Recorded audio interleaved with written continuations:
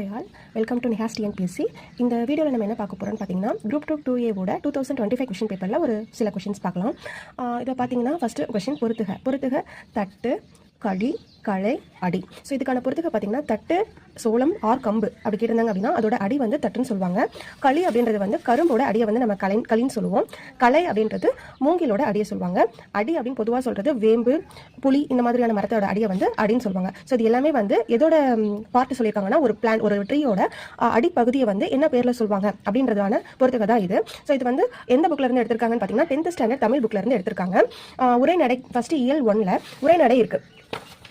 So இதில் வந்து தமிழ் சொல் வளம் அப்படின்ற ஒரு உரைநடையில இருந்து தான் இந்த கொஸ்டின் எடுத்திருக்காங்க. இங்கே பார்த்தீங்கன்னா அப்படியே லைனாக இருக்குது தட்டு களி களை அடி இது நாலுமே லைனாக கொடுத்துருக்காங்க கொஸ்டின். ஸோ இந்த லெசன் ஃபுல்லாகவே பார்த்தீங்கன்னா ரொம்ப இம்பார்ட்டன்ட். ஒரு லைன் விடாமல் நம்ம வந்து கண்டிப்பாக படிக்கணும். இதை வந்து நிறைய டைம் வந்து மேட்ச் கேட்டிருக்காங்க.